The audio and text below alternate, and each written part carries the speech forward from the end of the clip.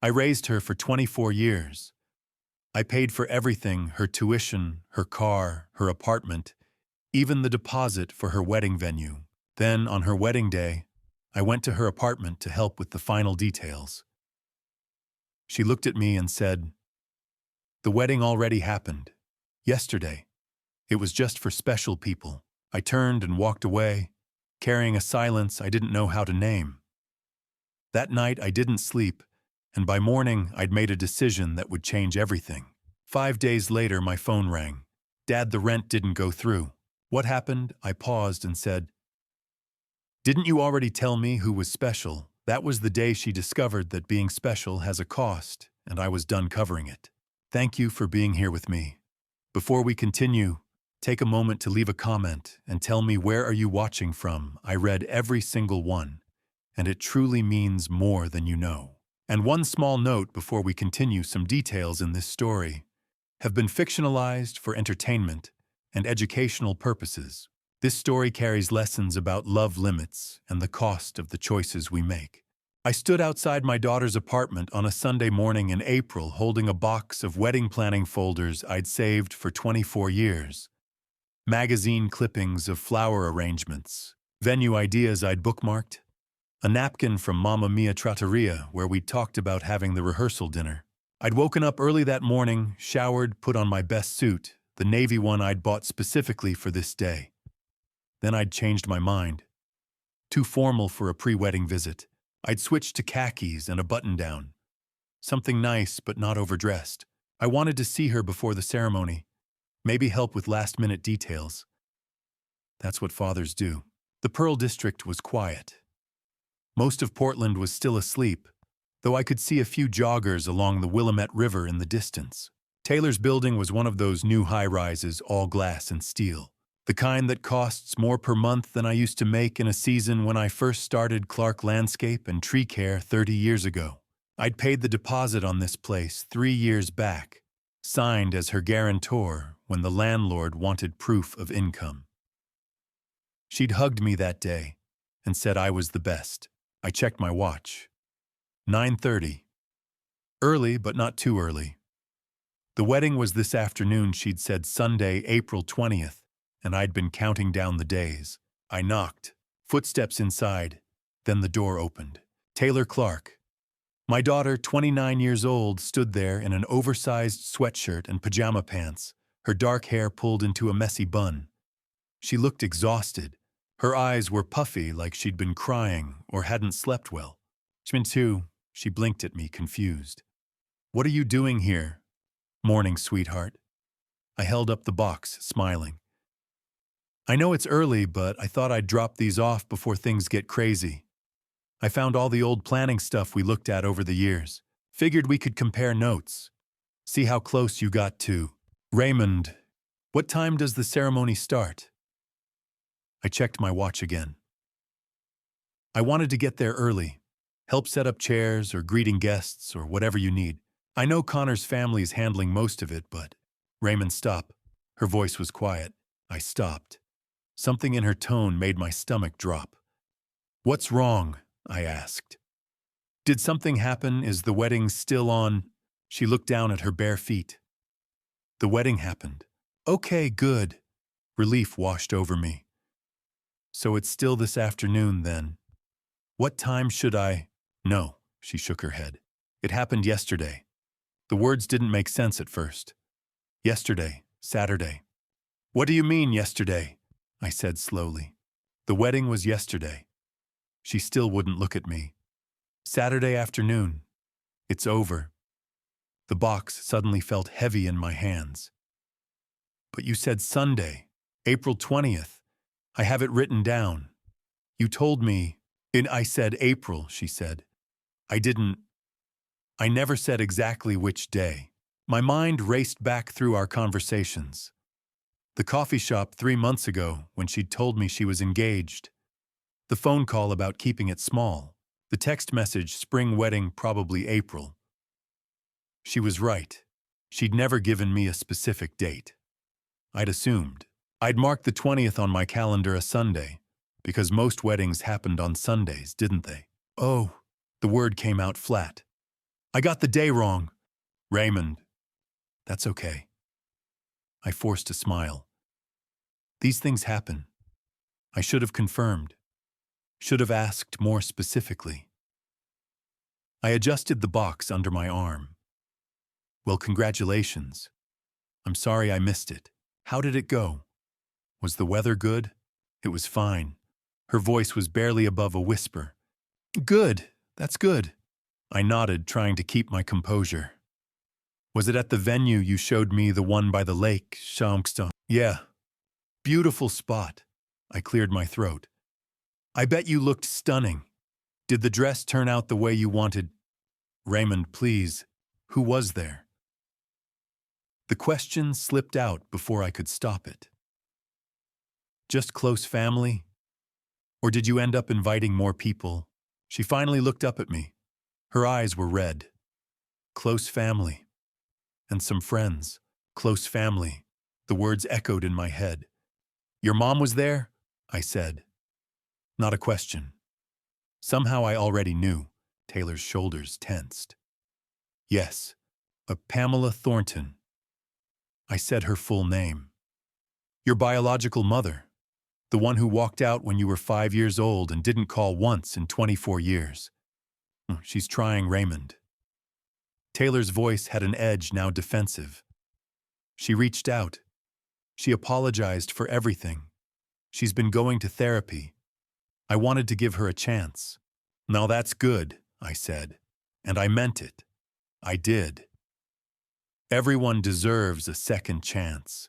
She's changed. I'm glad. I interrupted gently. I'm glad she's in your life again.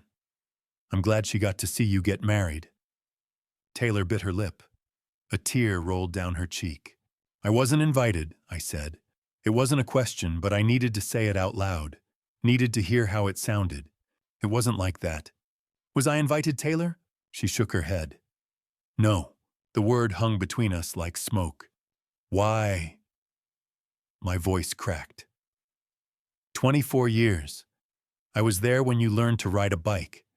When you graduated high school. When you got into college. I paid for your apartment, your car, your... I stopped myself. That wasn't the point. I just want to understand why I wasn't special enough. It was complicated. She was crying openly now.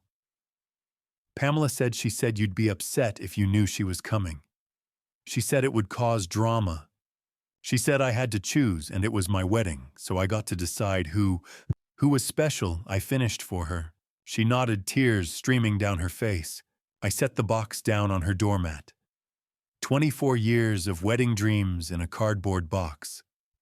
Magazine clippings from when she was 7 and said she wanted purple flowers. Venue photos from when she was 16 and made me promise I'd walk her down the aisle someday. Even though I wasn't her biological father, she'd said it didn't matter, because I was the one who stayed. The one who stayed. I straightened up. Well, congratulations to you and Connor. Connor Matthews, her husband now. I'd met him exactly twice. Once at a coffee shop when they first started dating, once when they came by my office to announce the engagement. Nice enough guy, real estate agent. But I barely knew him. I hope you'll be very happy together. Raymond, please. I should go. I was already turning toward the stairs. I'm sure you have a lot to do today. Honeymoon to pack, for thank you cards to write. Can we talk about this? I stopped.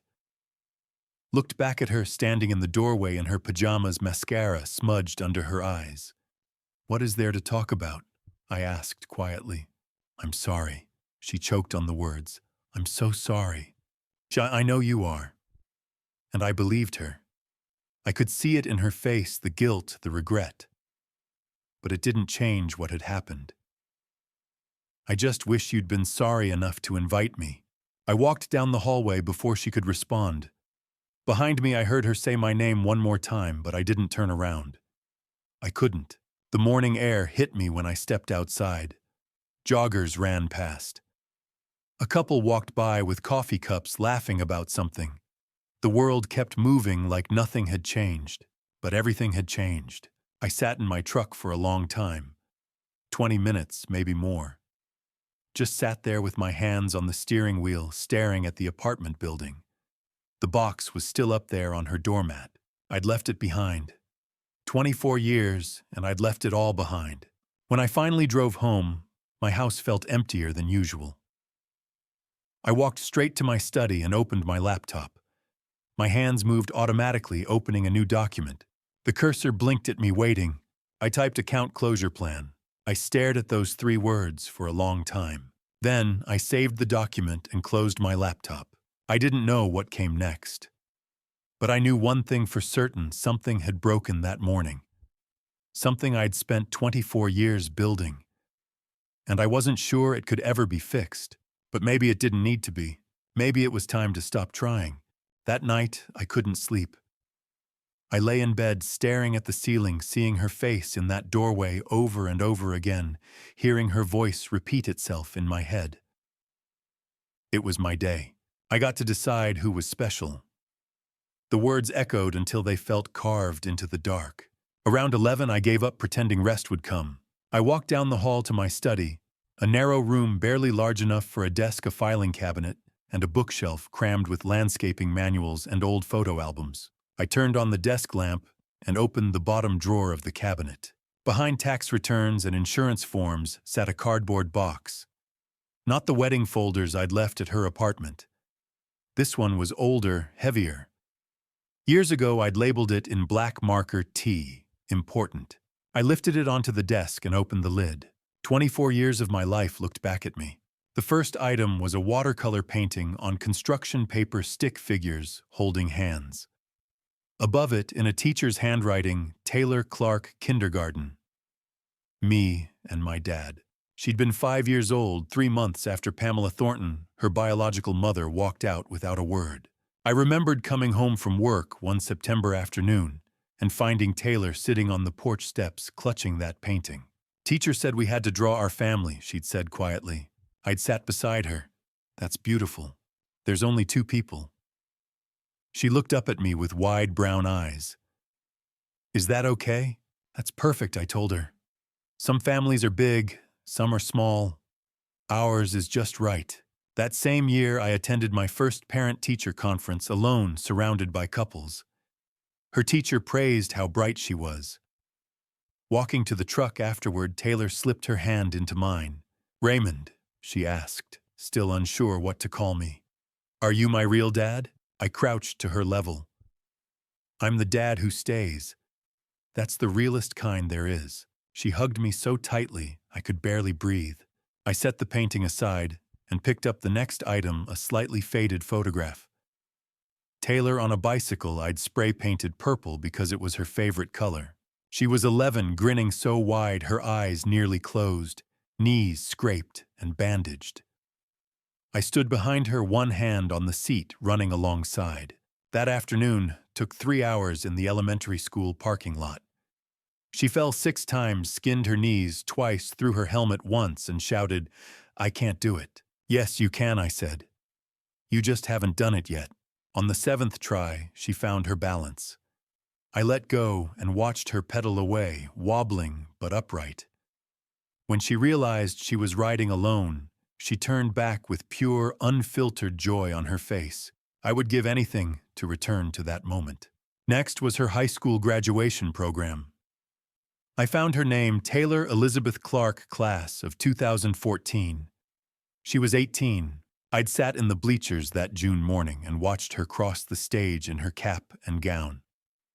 When her name was called, I stood the only one in my row and clapped until my hands hurt.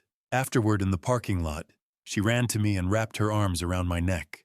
Thank you for everything, she whispered, for never giving up on me. I cried right there among celebrating families, not from sadness, but from pride. This bright, kind, determined girl was proof that love mattered more than biology. I'm so proud of you, I said. I couldn't have done it without you, she replied. I believed her. 4 years later came college graduation. I found the photo of us outside Portland State University, her holding her diploma, me in the navy suit I'd worn that very morning, thinking I'd wear it to her wedding. After the ceremony, we ate at Mamma Mia Trattoria, Over pasta, she told me about her student loans, $32,000, and the weight of starting adulthood under that burden. I'll take care of it, I said. Raymond, no. That's too much. You earned your degree, I told her. Start free. She squeezed my hand. I'll pay you back. You already have. I wrote the check the next week. $32,000 from my retirement account. I never told her it pushed my own retirement back 3 years. Some sacrifices aren't meant to be counted. The most recent item was a paint chip labeled Dove Gray. On the back in her handwriting, perfect for the living room. Thanks for helping me paint Raymond. You're the best. 4 years ago, she'd moved into that Pearl District apartment. The walls were cold builder's white. We spent a weekend painting. I took time off from Clark Landscape and Tree Care, something I rarely did. She played music, made sandwiches, laughed when I got paint in my hair. This is nice, she said. Just us, like old times. At the end of the weekend, she hugged me. I don't know what I'd do without you. You'll never have to find out, I said. I'll always be here. I meant it. At the bottom of the box lay a folded piece of construction paper. Stick figures again, more detailed this time. A gray-haired man holding a girl's hand, hearts floating above them. Inside, in her 12-year-old handwriting, Happy Father's Day. You're the best dad ever. Love, Taylor. The year before middle school. The year she still called me Dad. I stared at the words. Best dad ever. When had that changed? When had I gone from best to not invited? Or maybe I'd never been special at all, just convenient. The man who stayed. The man who paid. I folded the card, closed the box, and looked at my laptop. The account closure plan document waited blank. I opened it. The cursor blinked. I typed not in anger but in clarity. For 24 years I'd given without keeping score. I'd believed love required nothing in return. But love had to go both ways. Respect had to exist. If 24 years of showing up wasn't enough, maybe it was time to stop. I typed 3 lines. Cancel all recurring payments. Remove myself as guarantor. Let her figure it out alone. I saved the file, turned off the lamp, and sat in the dark, surrounded by memories that suddenly felt like someone else's life. Tomorrow I'd handle the details. Tonight I mourned what I'd lost. Not my daughter, she would always be that. But the belief that I had ever mattered enough to stand beside her on her most important day. The next morning I woke before dawn. The decision was already made. The sooner I started, the less it would feel like tearing pieces out of myself. I showered, made coffee, and was at my desk by 5:30, a full hour, before anyone else would arrive at Clark Landscape and Tree Care. Our office sat in a 2-story building near the waterfront in downtown Portland. I'd bought it 15 years ago when the business finally became profitable enough to move out of my garage. Morning light crept through the windows as I logged into my computer and opened my banking portal. The document from the night before was still there. 3 simple lines. Seeing them written down had been one thing. Carrying them out was something else entirely. I opened the first account. Rent for Taylor's apartment. $2,100 a month withdrawn automatically on the 1st. I'd set it up 3 years ago when she moved in, told her not to worry that I'd handle it while she found her footing. I clicked Cancel Recurring Payment. A warning box appeared. Are you sure this action cannot be undone? My finger hovered. I pictured myself standing outside her apartment yesterday morning, dressed carefully, holding that box of wedding folders, believing I was about to see my daughter get married. I heard her words again. It was my day. I got to decide who was special. I clicked Confirm. The screen refreshed. Payment canceled. Next was the car payment. $450 a month. I'd co-signed on the Honda 2 years earlier when her credit score wasn't enough. I hadn't hesitated then. Cancel, confirm, insurance followed. Health, dental, vision, $500 a month. She'd stayed on my company plan because it was better than what her employer offered. Cancel, confirm. Phone bill, streaming services, gym membership. Each one was a thread I'd woven into the net beneath her. Each cancellation a deliberate cut. By 6:37, accounts were gone. The summary appeared: 7 recurring payments canceled. Estimated monthly savings, $3,260. Savings. The word made my chest tighten. I wasn't saving anything. I was letting go. I leaned back in my chair and stared until the numbers blurred. Raymond. I looked up. Gloria Stevens stood in my doorway, coat still on, purse over her shoulder. She'd kept the books here for 12 years. She knew every dollar this company touched, and every dollar I'd spent on Taylor. "You're here early," she said. "Couldn't sleep." I closed the browser. She stepped inside, eyes lingering on the reflection in my glasses. "What did you do?" I removed my glasses and rubbed my eyes. What I should have done years ago. "Raymond." "She got married Saturday," I said. "I found out yesterday morning when I showed up thinking the wedding was that day. I wasn't invited." Gloria sat down slowly. "Oh, Raymond." Her mother was there. Pamela. The woman who walked out 24 years ago. I laughed without humor. I was there for everything. School plays, conferences, birthdays, college, loans, rent. And I wasn't special enough for her wedding. "So you cut her off." "I canceled automatic payments," I said. "I'm not funding a life that doesn't include me." Gloria was quiet. Then she said, "My daughter hasn't spoken to me in 6 years." I looked up. "I didn't know you had a daughter. Most people don't." "Her name's Rebecca. I raised her alone. 2 jobs. College paid. When she moved away, she stopped calling. When I asked why, she said I was too needy, that I made her feel guilty for living her life." I swallowed. That must have hurt. It did. Gloria met my eyes. Because she was right.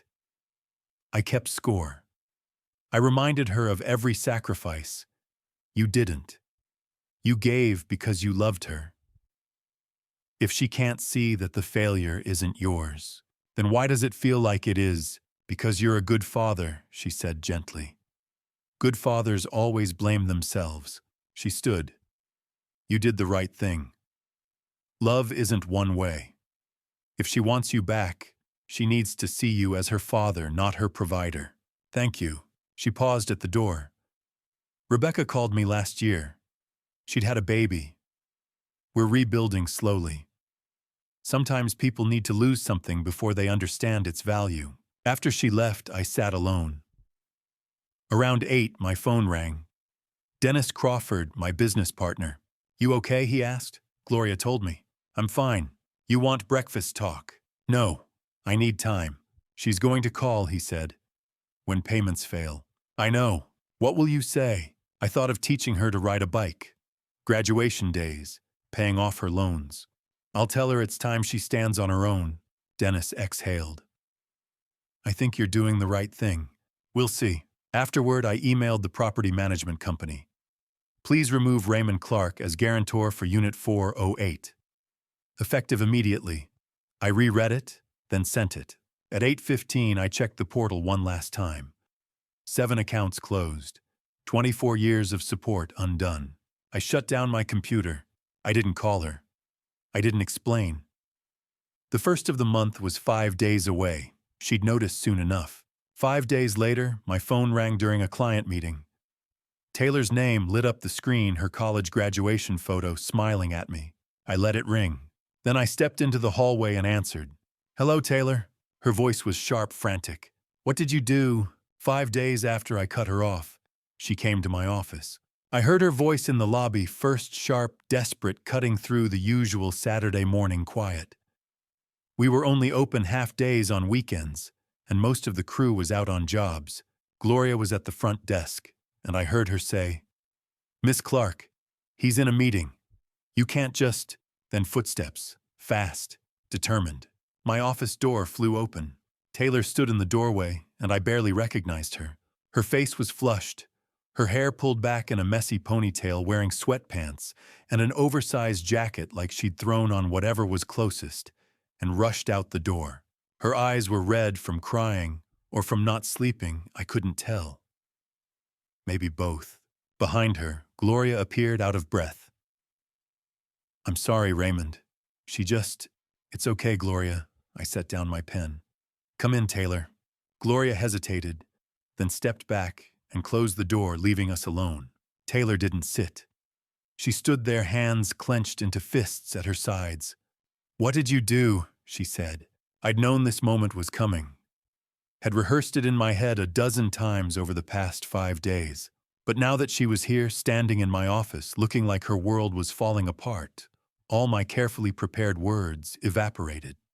I stopped paying for your life, I said. You. She stopped like she couldn't process what I'd said. My rent bounced. The landlord called me Thursday morning saying the payment didn't go through. I thought it was a mistake, so I called the bank, and they said... Her voice cracked. They said you canceled the automatic transfer. That's right. And my car payment, my insurance, my phone bill, all canceled, I said. As of Monday morning, she stared at me. You can't just do that. After all these years, you can't just... Yes, I can. I stood up and walked around my desk. You're 29 years old, Taylor. You're married. You have a job and a degree I paid for. You're an adult. Adults pay their own bills. But you always... She stopped herself. You've always helped me. You said you'd always be there. I said I'd always love you, I corrected. And I will. But love doesn't mean I have to keep funding your life while you pretend I don't exist. I don't pretend. You didn't invite me to your wedding. The words came out harder than I intended. You got married a week ago, and I found out by showing up at your apartment the next morning, thinking the ceremony was that day. Do you have any idea what that felt like? She looked down. It was complicated, so you keep saying. I crossed my arms. But it's not complicated, Taylor. You made a choice. You decided who was important enough to be there, and I wasn't one of those people. It wasn't like that. Then what was it like? I asked. Because from where I'm standing, I spent 24 years showing up for you. Every parent-teacher conference, every school play, every birthday, every graduation. I paid off your student loans. I co-signed your apartment lease. I bought you a car. And when it came time for the most important day of your life, you didn't even tell me it was happening. Tears were streaming down her face now. Pamela said, I went very still. What did Pamela say? She said you'd react like this. Taylor's voice turned defensive like she was repeating words someone else had put in her mouth. She said if you found out she was coming to the wedding, you'd make it all about you. You'd try to control everything. She said I had to choose, and it was my day, so I got to decide. Who was special? I finished quietly. She nodded, wiping her eyes with her sleeve. I took a breath. Not anger at Taylor, anger at the woman who'd walked out on her 24 years ago and was now turning her against me. Let me ask you something, I said. In 24 years, have I ever tried to control you? Taylor opened her mouth, then closed it. Have I ever told you who you could date, what job you could take, where you could live? No, but did I demand to plan your wedding? Did I insist on walking you down the aisle? Did I ever say you owed me anything for what I did for you? No. Her voice was barely a whisper. Then why would you believe her? I asked. Why would you believe I'd make your wedding about me when I've spent your entire life making everything about you? She looked up at me, and for a moment I saw the little girl who'd asked if I was her real dad.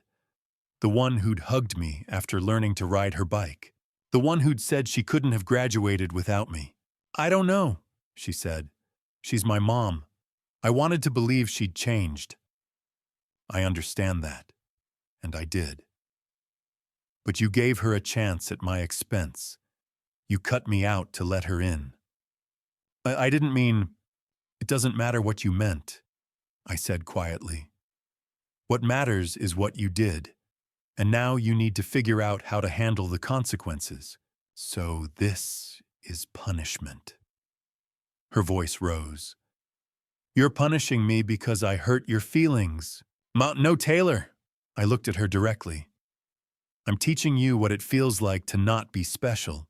She flinched. For 24 years, I continued, you were the most important person in my life. Every decision I made, I thought about you first. You were special to me. More special than anything. I paused. But I wasn't special to you. I was convenient. I was the person who paid for things. And when it came time to celebrate the most important moment of your life, I didn't matter enough to be there. Raymond, when you figure out who really cares about you, I said, you know where to find me. She stood there for a long moment, tears running down her face, hands shaking. I thought maybe she'd say she was sorry, that she understood. Instead, she turned toward the door. This isn't over, she said. I know. She left. The door closed with a soft click. I sat at my desk and stared at the spot where she'd been standing. Gloria appeared a few minutes later, peeking in. You okay? She asked.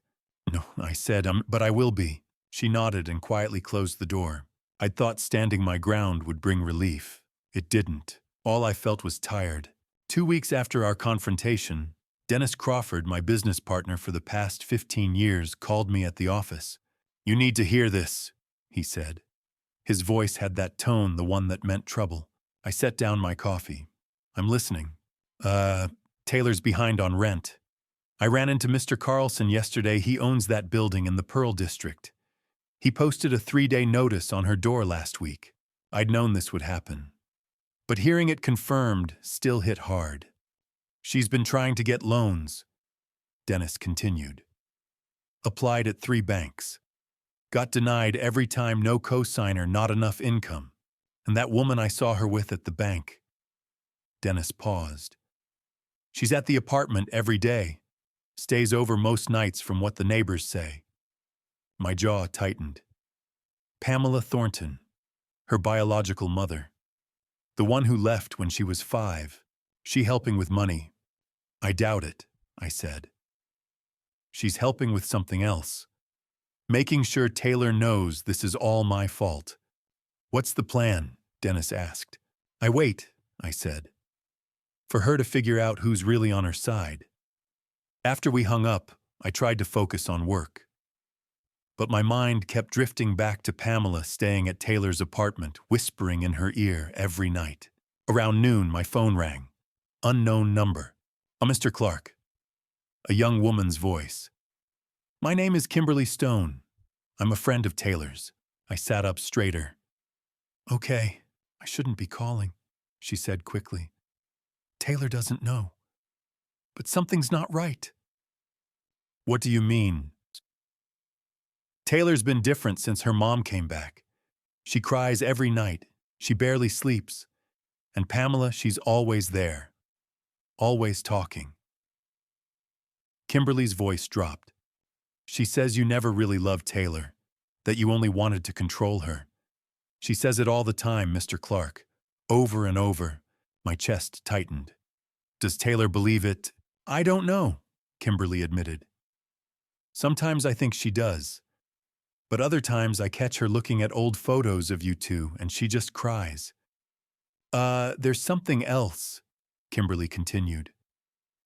Connor, her husband, he's been asking questions. About you, about the money, about why Pamela suddenly showed up. She paused. I think he's starting to figure out that something's wrong with her. Pamela, I mean. She's off. The way she talks to Taylor, the way she looks at things in the apartment, the way she keeps pushing Taylor to ask you for money. Why are you telling me this? I asked. Because Taylor used to talk about you like you hung the moon. Kimberly said, her voice thick. She said you were the best person she knew. And now she acts like you're a stranger. She took a breath. That doesn't happen in 2 months, Mr. Clark. Not unless someone's making it happen. Thank you for calling Kimberly. Are you going to help her? I'm trying to, I said. But she has to want the help first. After she hung up, I sat at my desk for a long time. Kimberly's words echoed, "That doesn't happen in 2 months." She was right. Taylor hadn't changed on her own. Someone had changed her. 3 days later, Taylor called. Her voice sounded different, angry and scared. "Connor's asking questions," she said. "About the money. About you." "Tell him the truth," I said calmly. "You don't understand. Pamela says you're trying to—" "Taylor," I interrupted. "I don't care what Pamela says." She went silent. "I care what you say," I continued. "Not what Pamela told you to think. What do you actually believe?" The silence stretched out. "I don't know," she finally whispered. "Then figure it out," I said gently. "And when you do, call me back." I hung up. My hand was shaking. I set the phone down, half expecting her to call back immediately. To yell. To cry. To demand I fix everything. But she didn't. The next morning, a certified letter arrived at my office. Gloria brought it in, her face worried. "It's from a law firm," she said. I opened it. The letterhead read Meredith Kane, Esquire, family law attorney. I read it once, my jaw tightening. Then again, slower. "Dear Mr. Clark, I am writing on behalf of my client, Ms. Taylor Clark Matthews, regarding the immediate cessation of financial support previously provided. My client contends that after 24 years of established financial dependency, your abrupt termination of all payments constitutes emotional distress and financial abandonment. We request immediate reinstatement of the following monthly rent assistance, vehicle payment coverage, health insurance, and general living expenses. Failure to comply will result in legal action." I set the letter down. She'd hired a lawyer. Pamela had convinced her to hire a lawyer. I picked up my phone and dialed Samuel Page, my attorney for 15 years. "God," I said when he answered. "I need you to read something."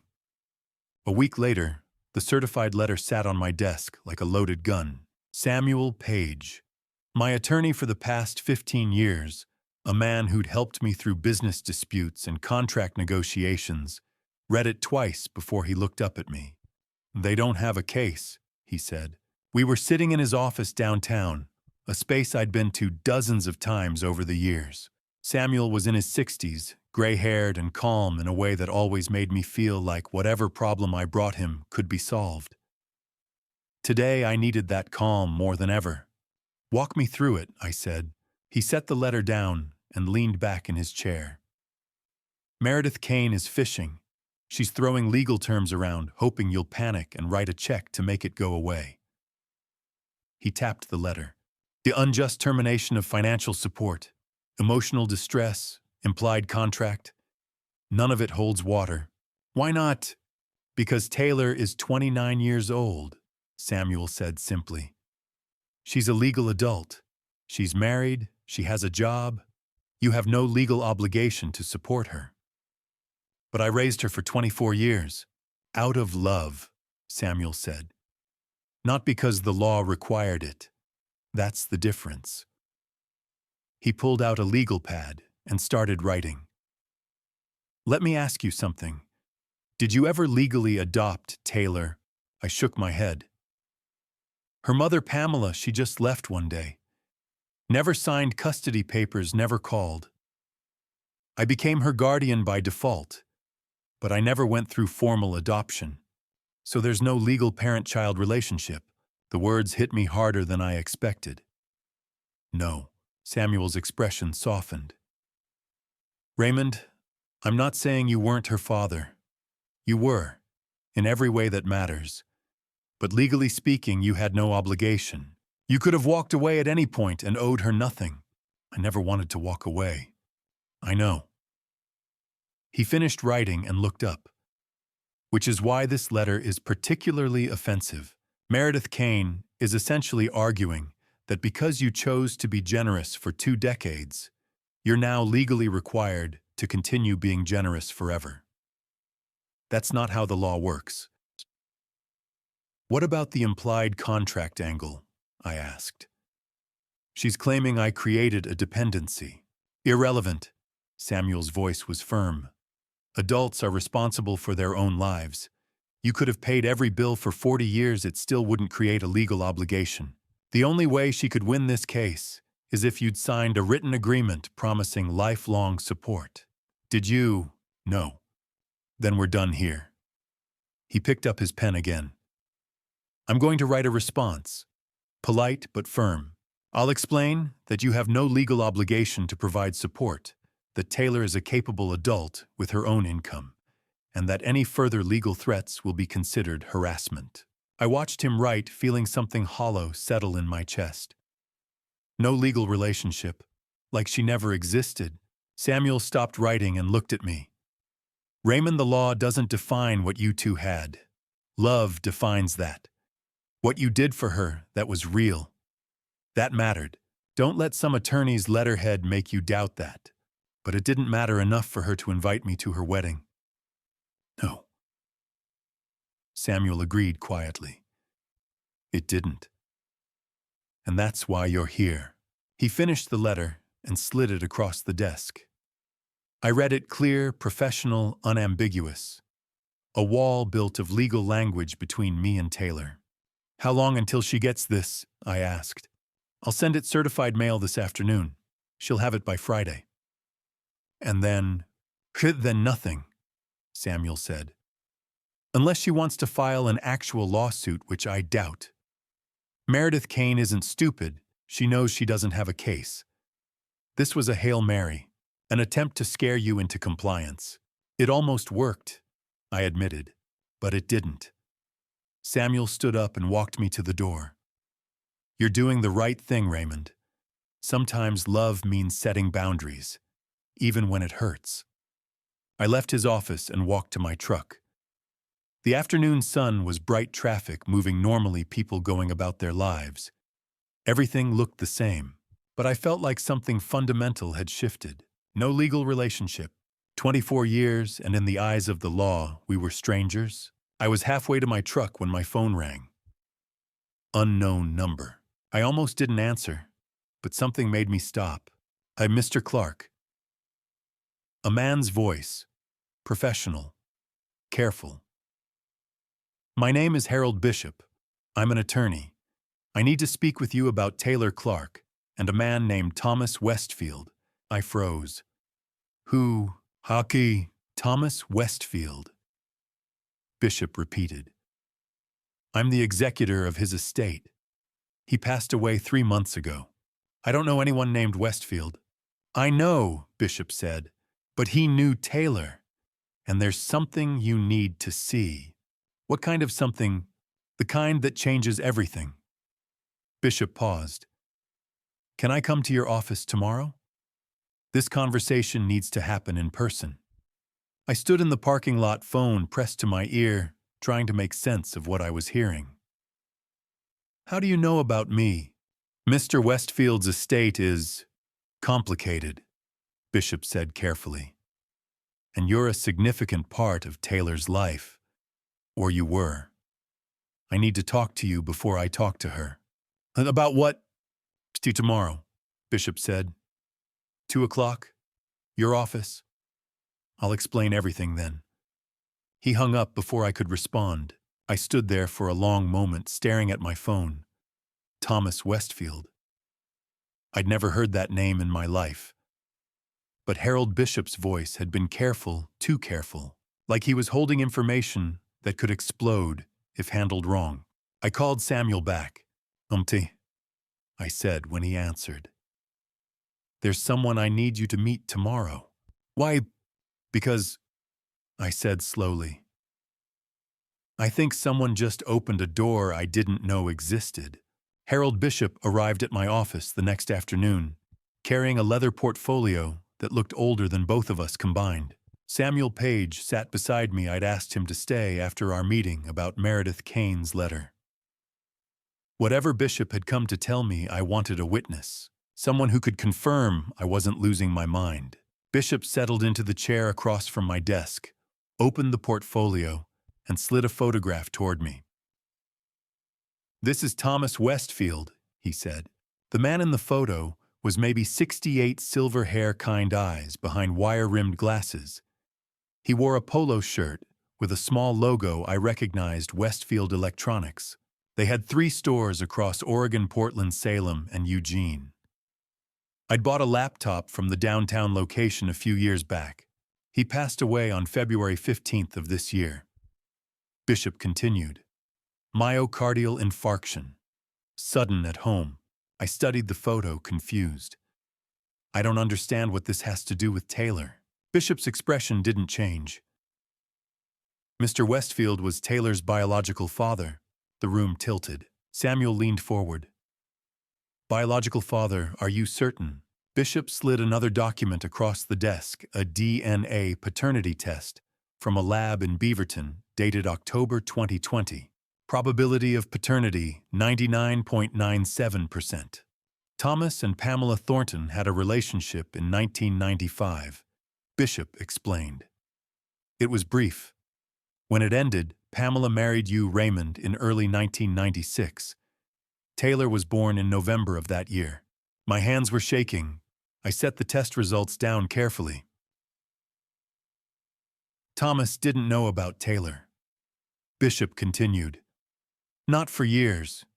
Pamela left you in 2001 and she and Thomas lost contact. They reconnected in 2019 at a trade conference in Seattle. That's when Pamela told him about Taylor. And he believed her, Samuel asked. He wanted to be sure, Bishop said. Pamela provided a hair sample from Taylor's hairbrush.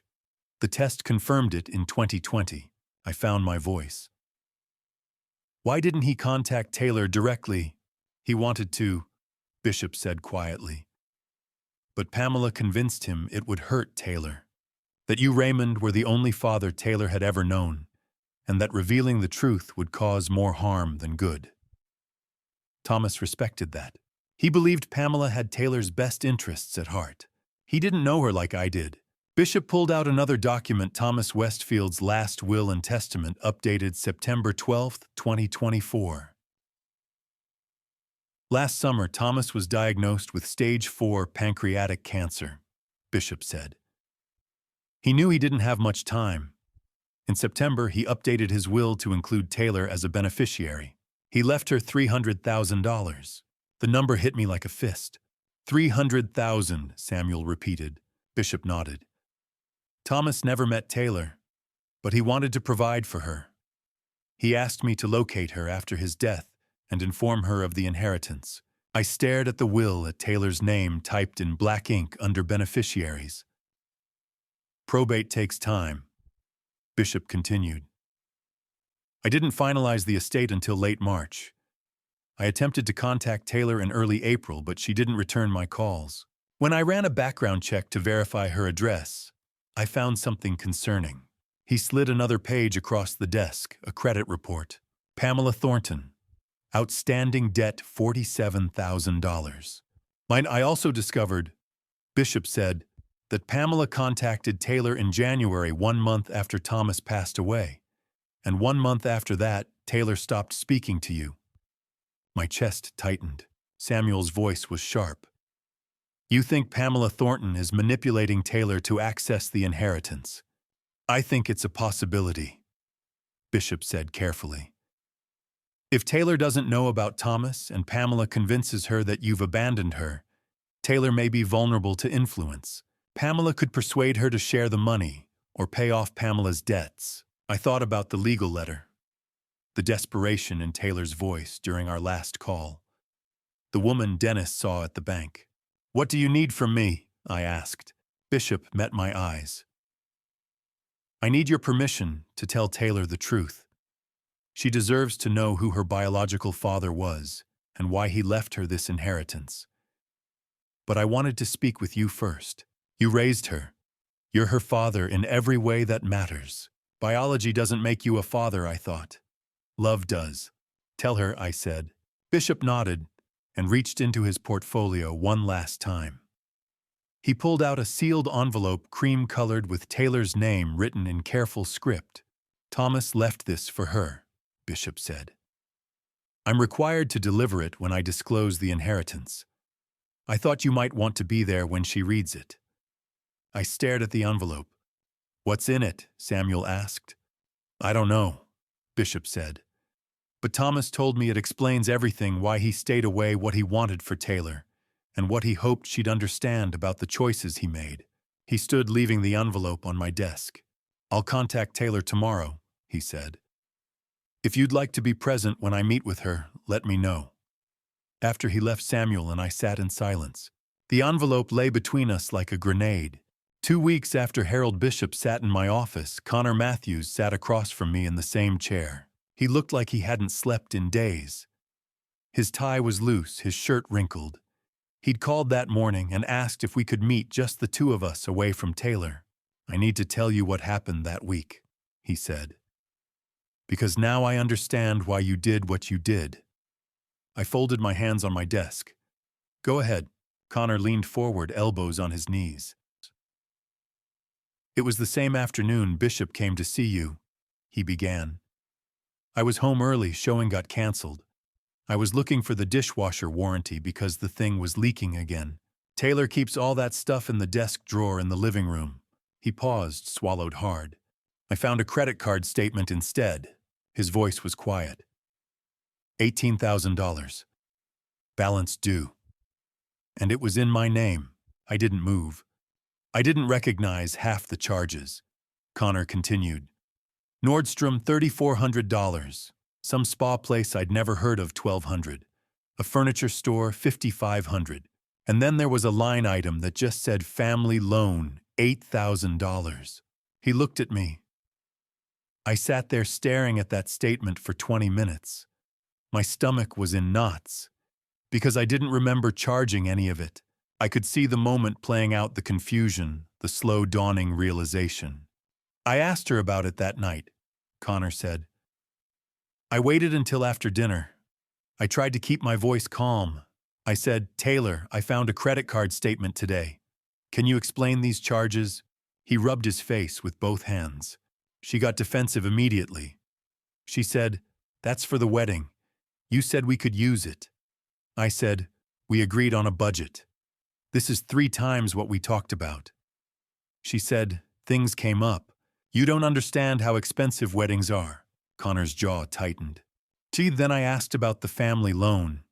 $8,000. I said, who did we loan $8,000 to? And she went quiet. Just stared at me. Finally, she said, my mom needed help. She's going through a hard time. I felt the air leave the room. So I said, your mom, the one who abandoned you. Connor's voice cracked. And Taylor started crying. She said, she's changed. Why won't anyone believe that? I said, because I've never met her. You won't even introduce us. He stopped, looked down at his hands. She cried for a while. Then she went into the bedroom and locked the door. I slept on the couch. The silence stretched between us. That's when I started thinking about you, Connor said quietly. Taylor had always told me you were controlling, that you held money over her head, that you made her feel like she owed you, but I'd never seen any evidence of that. He met my eyes. So I Googled you. Clark Landscape and Tree Care, 24 employees, 30 years in business. You're not a freeloader. You're successful. You built something. Connor shook his head slowly. And then I thought, if you're so controlling, why did you pay for everything without asking for anything back? Taylor's apartment, her car, her insurance. You never asked her to work for you, never demanded she take over the business. You just supported her. He leaned back in the chair. That's when I knew something was wrong, really wrong. I waited. I didn't trust Taylor anymore, Connor said. But I didn't know who to trust, so I started digging. He pulled his phone from his pocket, and what I found? He looked up at me. Mr. Clark, you need to see this. He turned the phone toward me. On the screen was a photograph, a screenshot from Facebook. Taylor and a woman with dark hair both smiling at the camera in a restaurant booth. The woman's arm was around Taylor's shoulders. The photo was dated February 20th, 2025, 5 days after Thomas Westfield died. The caption read, "Reunited with my beautiful daughter." A week after Harold Bishop revealed the truth, Connor called me. "I found some things," he said. His voice was tight. "Can we meet not at your office, somewhere private?" We met at a cafe near the waterfront. It was early, just past 8 in the morning, and the place was nearly empty. Connor was already there when I arrived, sitting in a corner booth with his laptop open and a stack of papers spread across the table. He didn't waste time. "I've been tracking Pamela's social media for the past 5 years," he said, turning the laptop toward me. The screen showed a spreadsheet with dates, post descriptions, and corresponding expenses. She never mentioned Taylor. Not once. Not a single post photo or comment. He scrolled down. Then in February, everything changed. 18 posts in 2 months. All about my daughter and family reunions. All about how blessed she was to have Taylor back in her life. I leaned closer. I cross-referenced the timeline, Connor continued. Every post about Taylor lines up with a major expense. He pointed to the first entry, February 12th. Pamela posts, "Lunch with my girl." That night, Taylor paid for dinner at some steakhouse downtown. $340. I saw the receipt. Taylor charged it to the card in my name. He scrolled again. March 5th. Pamela posts, "Helping my daughter plan her wedding." 2 days later, Taylor transfers $8,000 to Pamela. The same family loan I found on the credit card statement. His jaw tightened. April 1st. Pamela posts, "My daughter's special day." "That was the wedding? The one you weren't invited to?" Connor closed the laptop and looked at me. "She's using her." I didn't argue. Connor folded his hands on the table. "There's something else going on here, isn't there? Something Taylor doesn't know about." I exhaled slowly. "There's something you need to know," I said. I told him about Thomas Westfield. I kept it simple, didn't mention the DNA test, didn't go into detail about the affair or the years of distance. I just told him the essentials. "Taylor's biological father passed away 3 months ago," I said. "He left her money in his will." Connor's eyes widened. "How much? Enough." I said, "that someone might come back into her life just because of it." Connor went still. "Does Pamela know?" "The estate attorney thinks so." Connor leaned back in the booth, staring at the ceiling. "That's why she came back," he said quietly. "Not because she missed Taylor. Not because she wanted to rebuild their relationship." He looked at me. "She came back for the money. That's what Bishop believes. And the wedding." Connor continued, his voice rising slightly. "She made sure you weren't there so you couldn't warn Taylor. So you couldn't tell her the truth about what was happening." I nodded. Connor was silent for a long moment. Then he said, "I need to talk to Taylor. Really talk to her." "Will she listen?" "I don't know," Connor admitted. "But I have to try." He met my eyes. "Not Mr. Clark. I owe you an apology. Taylor told me you were difficult, that you tried to control her with money, that you made her feel like she owed you. And you believed her." "I did," Connor said. "Because I love her. But now—" He stopped, swallowed. "Now I'm not sure she's the person I married anymore." "She is," I said quietly. "Whoever she is right now, she's still the girl I raised. Pamela's just clouding her." Connor nodded slowly. "Then we need to pull her out of it." He stood gathering his laptop and papers. "I'll talk to her this week," he said. "If she won't listen, I'll ask my father, Russell Matthews. He's a lawyer, to help. He'll know what to do." I shook his hand. For the first time in weeks, I didn't feel alone. 3 days later, Connor called at 11 at night. His voice was shaking. "I confronted her," he said. "About Pamela, about the money, about you." I gripped the phone. "What did she say?" "She told me to get out." On a Sunday afternoon in early May, I stood at my front door and watched Connor Matthews step out of his car. He looked like he hadn't slept in days. His eyes were bloodshot, his shirt wrinkled and untucked, and there was a shadow of stubble across his jaw. He had a duffel bag slung over one shoulder, and when he looked up at me, I saw something I hadn't seen before defeat. "Can I come in?" he asked, his voice hoarse. I stepped aside and let him through. In the kitchen, I made coffee while Connor sat at the table staring at his hands. The duffel bag sat at his feet like a verdict. The house was quiet, except for the sound of the coffee maker gurgling and the distant hum of traffic outside. I set a mug in front of him, black no sugar the way he'd always taken it when he and Taylor used to visit, and sat down across from him. "Nah, she chose Pamela," he said quietly.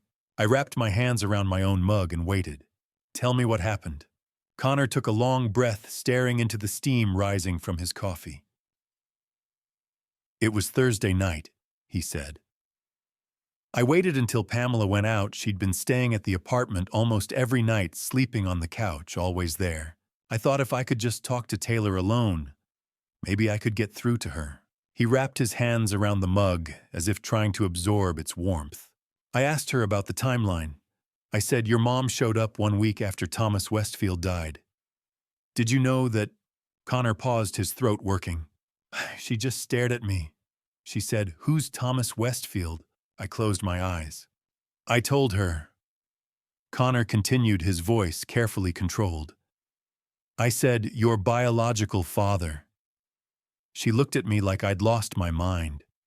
She said, 'What the hell are you talking about?'" He stopped, rubbed his face with one hand. My heart was pounding. I was trying so hard to stay calm, to just present the facts. I told her everything. That he died in February. That he left her money in his will. That Pamela knew about it. That the timeline of Pamela coming back lined up exactly with his death. "And what did she say?" "She said I was lying," Connor said flatly, and I heard the hurt beneath the words. "She said Raymond put you up to this." I told her, "You didn't put me up to anything." I told her I found the credit card statement, the Facebook posts, the timeline. I showed her the spreadsheet I'd made, all the dates, all the expenses. He stopped, stared into his coffee. "She told me to get out." I didn't move. I said, "Taylor, please, just listen to me." But before she could answer, Pamela came out of the bedroom. Connor's jaw tightened. She must have come home early. She was just standing there in the hallway, arms crossed, this look on her face, like she'd been waiting for this. "What did she say?" "She said, 'You heard her, get out.'" Connor's hands tightened around the mug. And I said, "This is between me and my wife." Pamela just smiled, this cold smile, and said, "Your wife wants you gone." Connor looked up at me, and I saw the moment replay in his eyes. Then I looked at Taylor. I said, "Is that true?" She was crying. Her face was red, tears streaming down. But she wouldn't look at me. She just looked down at the floor, like she couldn't even meet my eyes. The kitchen was silent except for the hum of the refrigerator. "So I left," Connor said. I grabbed my keys and my phone and walked to the door. But before I closed it, I turned around one more time. I said, "Fine, but when you figure out what she's really after, don't call me." He exhaled slowly, as if he'd been holding his breath since Thursday. As I was closing the door, I heard Pamela say, "He's just like Raymond, controlling." I set my mug down, carefully feeling the weight of those words. "You can stay here as long as you need to," I said. Connor shook his head. "I'm going to my dad's tomorrow. But thank you, really." "What are you going to do?" "I'm going to talk to my father and Harold Bishop," Connor said, and for the first time I heard resolve in his voice. "If Pamela's manipulating her, there has to be some legal angle, some way to protect Taylor from herself." He paused. "And I'm filing for an annulment." "Are you sure?" Connor met my eyes. "Mr. Clark. I married Taylor Clark. The woman in that apartment isn't her. I don't know who that person is, but she's not the woman I fell in love with." I nodded slowly. "You did everything you could." "I just wish I'd done it sooner," Connor said quietly. "I wish I'd listened to you from the start." "You loved her," I said. "That's not a mistake." That's what you were supposed to do." For a moment, Connor's face crumpled, and I thought he might break down. But he held it together, swallowed hard, and nodded. I walked Connor out to his car. The sun was setting, casting long shadows across the driveway. He tossed the duffel bag into the back seat and turned to me. "I'm sorry," he said, "for not believing you sooner." I shook my head. "You loved her. There's nothing to apologize for." He got in the car, paused with his hand on the door. "If this works, if we can stop Pamela, do you think Taylor will ever forgive us?" I didn't have an answer. Connor nodded as if he'd expected that and drove away. I stood at the door and watched his taillights disappear down the street. Taylor had lost 2 people now, and she still didn't realize it. That night, my phone buzzed. A text from Connor. "Talk to Dad. He wants to meet with you and Bishop. Friday, 2 p.m. Russell says if there's undue influence, we can block the inheritance transfer." I stared at the message. This wasn't over. 3 days after Connor's visit, my phone rang at 11 at night. It was him. "Gee, I found something," he said. His voice had an edge I hadn't heard before. "I went back to the apartment while Taylor was at work. You need to see this." 20 minutes later, Connor was at my door with his laptop under his arm. We sat at the kitchen table. He opened the laptop and turned it toward me. "I went to the apartment Tuesday," Connor said. "Taylor has MBA classes on Tuesday nights. She's usually gone until 9. I still have my key. Technically, my name's still on the lease." He pulled up a document. "I found this in Pamela's email. She was using the desktop in the living room, the one we bought together. She didn't log out." The document on the screen was titled Prenuptial Agreement Draft. Taylor Clark and Connor Matthews. It was dated March 2025. I leaned closer. The terms were laid out in clean legal language. Connor Matthews agrees to pay Taylor Clark $50,000 per year in spousal support in the event of divorce. Taylor Clark retains full ownership of inheritance from biological family. Connor Matthews waives all rights to assets acquired by Taylor during marriage. I looked at Connor. "Did you sign this?" "She never showed it to me," Connor said flatly. "We never talked about a prenup. Not once. This is the first time I've ever seen it." He scrolled up to the top of the email thread. "Your Pamela didn't draft it," he said. "It was forwarded to her by Meredith Kane Taylor's lawyer, the same one who sent you the legal letter back in April." He pointed to Pamela's reply, dated March 28, 2025. "Received. Make sure he signs this before the wedding." I sat back in my chair. "Pamela was planning this from the beginning," I said quietly. "Yeah," Connor said. "And if I'd signed it, she'd have had Taylor covered from both ends. The inheritance from Thomas Westfield and $50,000 a year from me if we divorced." He closed the laptop. But there's more. Before Connor could continue, my phone rang. The caller ID said Kimberly Stone. I glanced at Connor. He nodded. "I gave her your number. She has something you need to hear." I answered and put it on speaker. "Mr. Clark." Kimberly's voice was tight, nervous. "Connor said I should call you. I need to tell you something." "Go ahead." "I've been recording Pamela's visits," Kimberly said. "I know that sounds weird, but Taylor's my best friend, and I could see something was wrong. Pamela's been at the apartment almost every day since February. I live next door, we share a wall. I started recording through the wall about 3 weeks ago." "What did you hear?" I asked. "Coaching," Kimberly said. "Pamela's been coaching Taylor on what to think, what to say, how to feel." There was a pause. "I'm going to play something for you." A moment later, audio crackled through the phone. It was muffled, distant, clearly recorded through a wall, but the voices were unmistakable. "Pamela, Raymond never loved you. He just wanted to control you. Taylor, but Dad paid for everything. Pamela." Exactly. That's control.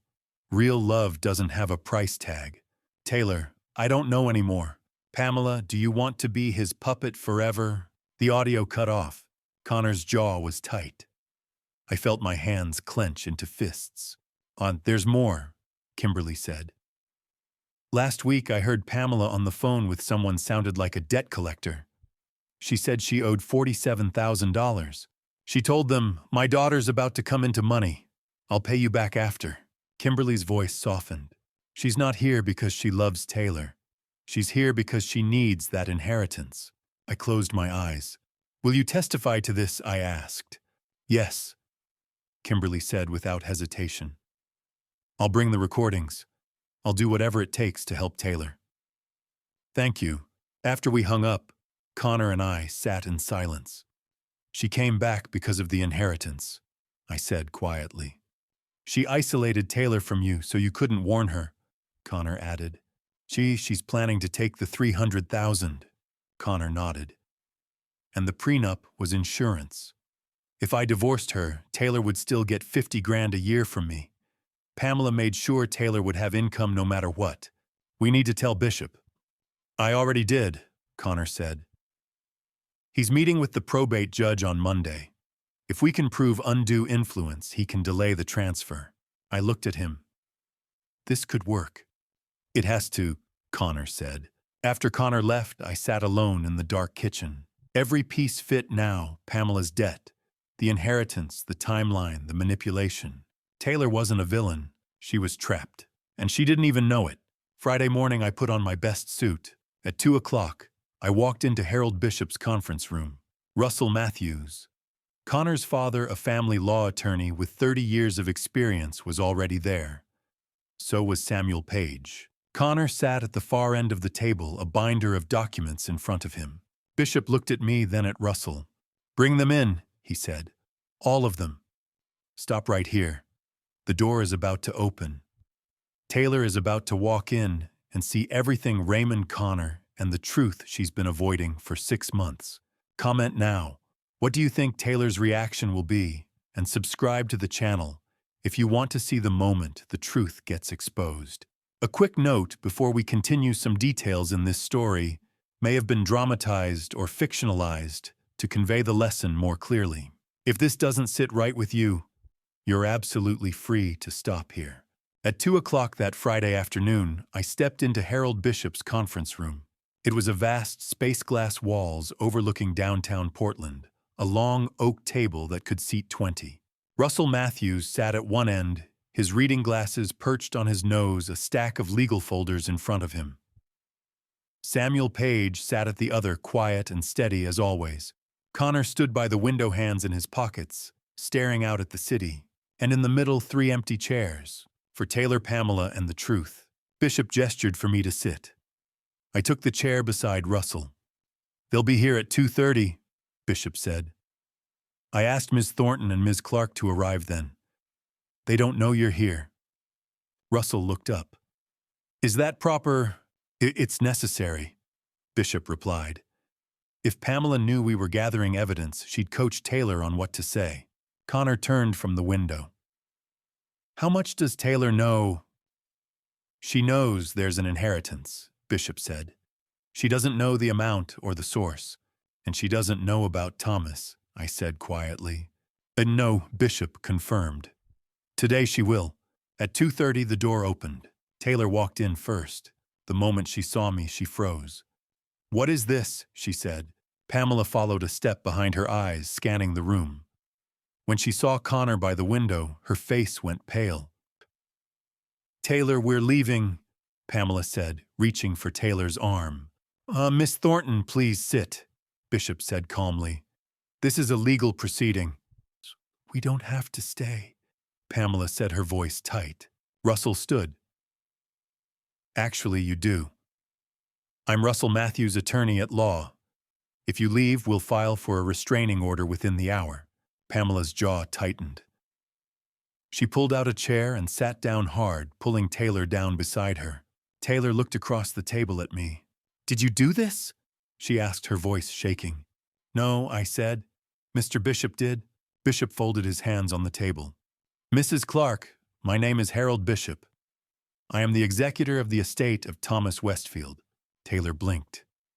"I don't know who that is." "I know," Bishop said, "but he knew you. He slid a photograph across the table.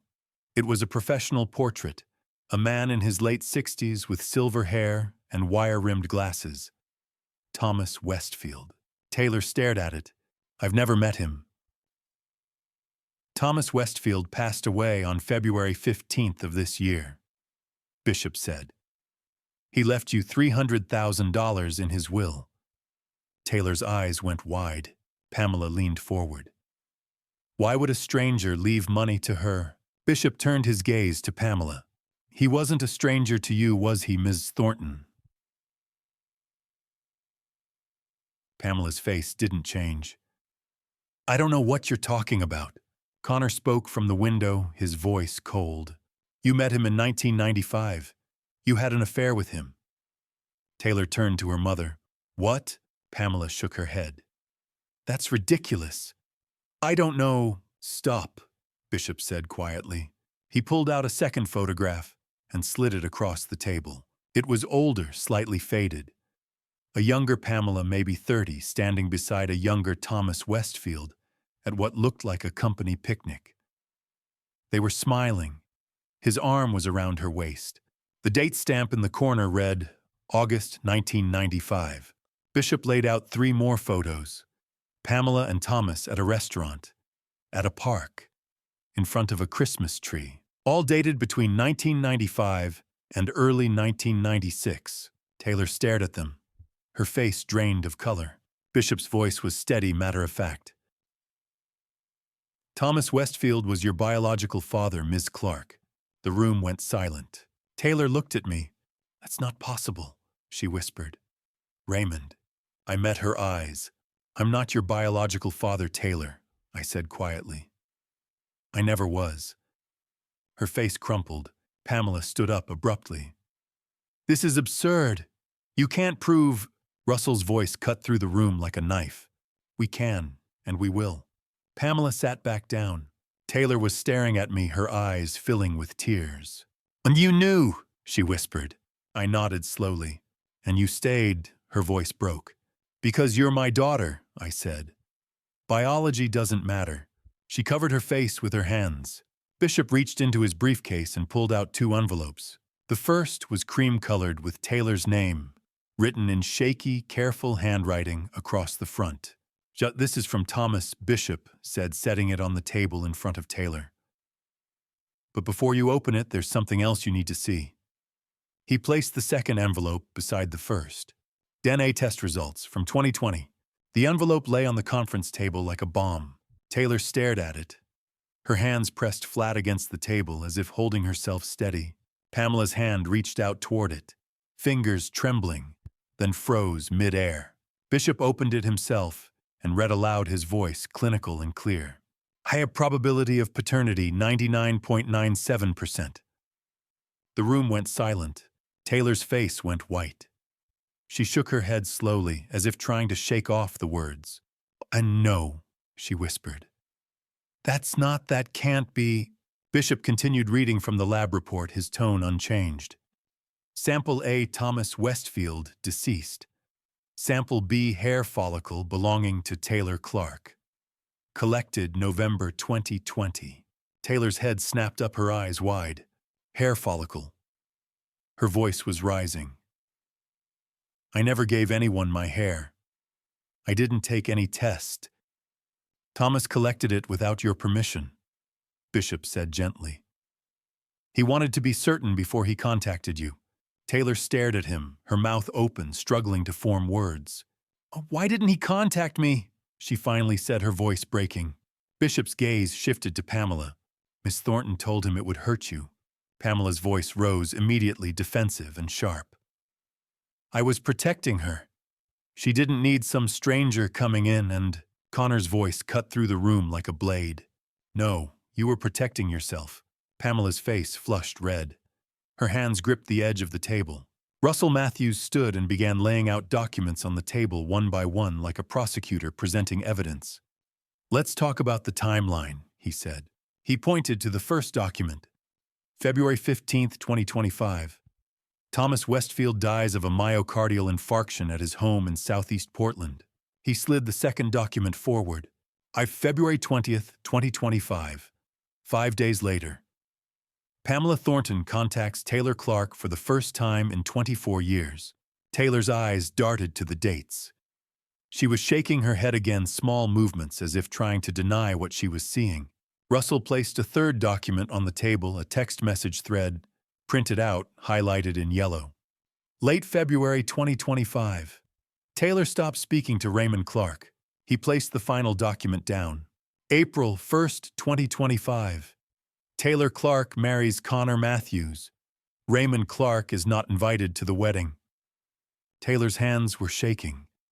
She touched the edge of one of the documents, tracing the timeline with her finger, her face pale.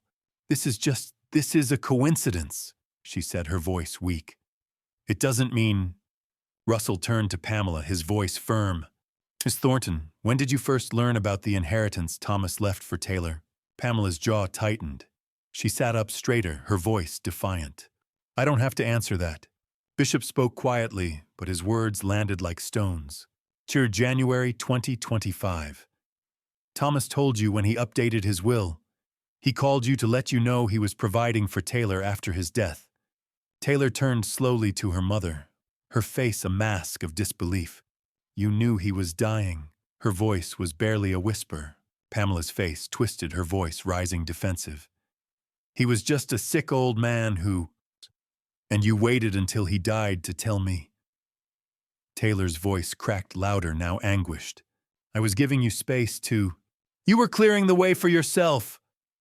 Connor interrupted, his voice tight with controlled fury.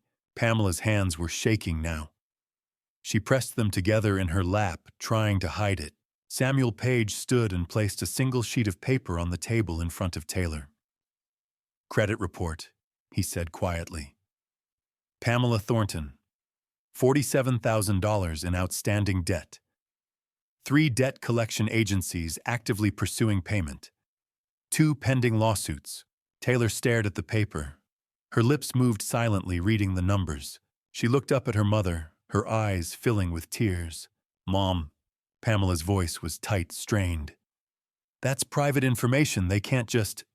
It was obtained legally through investigation, Russell said. You're being sued by 3 creditors, Ms. Thornton. Connor leaned forward, his voice cold. And you told one of them, and I quote, my daughter's about to come into money.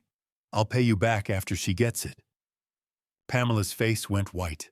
Russell pressed a button on a laptop. A recording crackled through the conference room speakers, distant, muffled, but unmistakable. Pamela's voice. My daughter's going to get $300,000. I'll have the money within 6 months. You'll get your payment. Taylor stood up abruptly, her chair scraping back across the floor with a harsh sound. You were using me, she said, her voice hollow. Pamela scrambled to her feet, reaching across the table toward Taylor, her voice breaking. No, baby, no, I love you, I swear, I just... Taylor's voice was ice. You only love the money. Pamela's face crumpled. Tears streamed down her cheeks.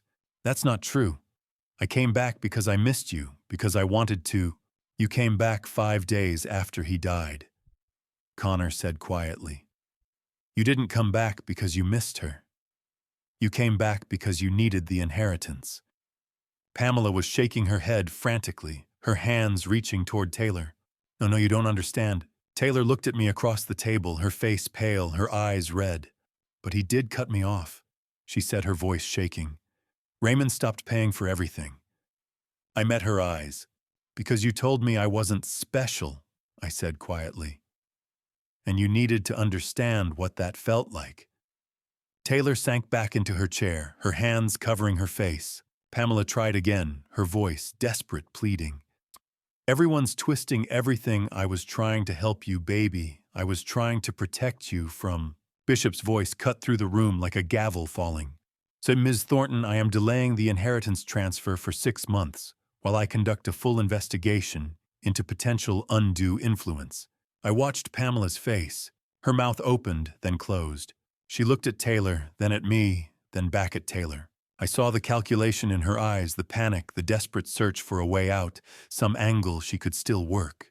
But there wasn't one. The truth was out, and there was nowhere left to hide. Taylor stood slowly like someone in a dream. She walked past Pamela without looking at her, as if her mother had become invisible. She stopped at the door and turned back to me. "You knew," she said, her voice barely a whisper. "About Thomas. About me not being yours. And you stayed." I nodded. "Why?" She whispered, her eyes searching mine. I stood and took a step toward her. "Because love isn't about biology," I said. "It's about showing up, every day, for 24 years. That's what a father does." Her face crumpled. She started crying deep, wrenching sobs that shook her whole body. Then she turned and ran. Pamela scrambled after her, her voice breaking, desperate. Taylor, wait. Please, just let me explain." The door slammed shut behind them. The conference room was silent. Connor stood by the window, his jaw tight, his arms crossed. Russell gathered his papers with quiet efficiency. Bishop closed the file in front of him. Samuel looked at me and nodded once. It was over. The meeting ended 2 hours later, but I stayed in the conference room for another 20 minutes. Russell and Connor left first. Shaking my hand at the door, Samuel squeezed my shoulder as he passed. Bishop sat across from me, his hands folded on the now empty table. "I'm sorry it had to come to this," he said quietly. I didn't answer. I wasn't sure if I was supposed to feel sorry or relieved. "I'm filing with the probate court on Monday," Bishop said. "The inheritance will be frozen until January." "What happens next?" I asked. "If there's no proof of coercion, Taylor receives the money. If there is, I can extend the delay or redirect the funds into a trust with conditions." I nodded slowly. Will she be okay?" Bishop considered the question. "Financially, eventually, emotionally." He paused. "That depends on her." He stood and gathered his briefcase. "Hi, Mr. Clark, you did the right thing." "Then why do I feel like I just lost her again?" Bishop didn't have an answer. "Connor called that weekend. I filed for annulment Friday afternoon," he said. His voice was tired. "Grounds fraud. She lied about finances and allowed her mother to manipulate our family." "Have you talked to her?" "She won't answer my calls," Connor said. "I went to the apartment yesterday. She's gone, moved out. I think she's staying with Pamela." I closed my eyes. That's the worst place she could be. "I know," Connor said quietly. "But I can't save someone who doesn't want to be saved." There was a long silence. "My dad's handling the paperwork," Connor continued. "It should be finalized in 6 weeks. Taylor hasn't contested it. I don't think she will." "I'm sorry, Connor. Just don't be." His voice was firm. "Mr. Clark, thank you for teaching me what real love looks like. My dad said the same thing you did, that love isn't about control or obligation. It's about showing up." After we hung up, I sat in the quiet house and stared at the wall. Kimberly Stone called on Monday. "I saw Taylor yesterday," she said without preamble. "She's not okay." "Where?" "I went to Pamela's apartment. Taylor answered the door. She looked hollow, like she hadn't slept in days." I gripped the phone. "Did she say anything?" Pamela was in the background yelling on the phone about money, something about creditors and payment plans. Taylor just sat on the couch and stared at the wall. Kimberly's voice cracked. "She asked about you. She said, 'Is Dad okay?' I told her you were hurting too."